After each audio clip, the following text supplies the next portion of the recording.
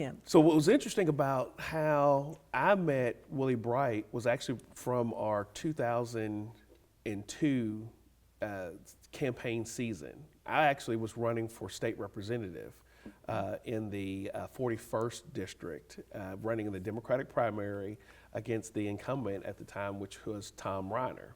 And the way that that district was made up, it overlapped with what was the 4th Metro Council district. So in 2002, those were the first elections for members to the Metro Council. I got to meet, Councilman Bright through that campaign. He was the owner of an establishment called the Velvet Rose, which was a supper club. As the folks used to call it. Supper club. But, there in the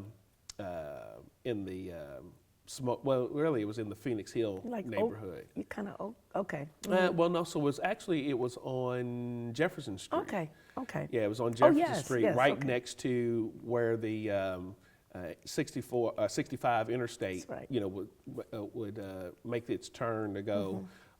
Over the Kennedy Bridge, and that's where his establishment was, and that's how I got to know him, and I met him through Clarence Yancey, who is one of the political godfathers of the everybody. of the city. Yeah, so that's how I got to meet him and some of his staff and people who work who work for him. So what everybody remembers Willie for was, he had a big heart. He loved helping people. He always did a barbecue in the area for the residents, not only just at Dosker Manor, but everybody around in that area. And so that's how he was a grassroots kind of guy. Yeah, he really was. He had a business. It was a black business. He was a black entrepreneur. Community kind of guy, and that helped him to get elected when we got a new Metro Council. Exactly. And so he did that. And then I think it was right before he got elected was when it was the start of the discussion for Hope 6 redevelopment. This was going to be the second project that the city had done. The first one was down at the Carter Homes, which then became Park Duval.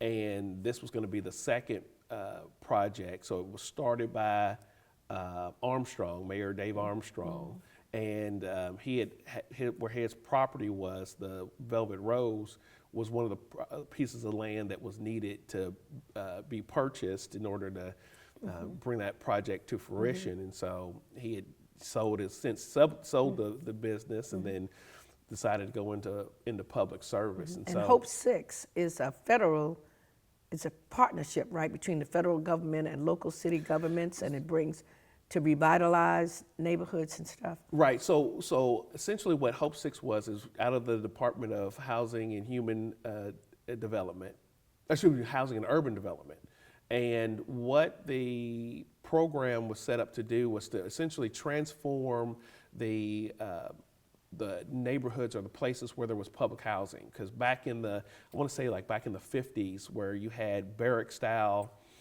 public housing being developed, the thought process now was we want to transform that from being just essentially places where you are essentially warehousing poverty and poor people, but we want to make that more into mixed income, mixed neighborhoods. And so you wanted to have market rate living right alongside, government assistance. And so where people didn't know really, who was who. And it really was a way of hearkening back to what the original model was for public housing. Because if you remember, whether it was Beecher Terrace or Carter Homes or Clarksdale, you had professionals living in those facilities right next to, a bus driver or some other domestic worker. And so you had kids growing up they may have been somebody, their dad might have been a janitor, but they were living next door to an attorney, and they could see, that, hey, I want to be like them when I grow up. And part of that had to do also with segregation. That's correct. Limited even for black professionals. Where they could live. Couldn't live necessarily where they could afford. That's exactly right.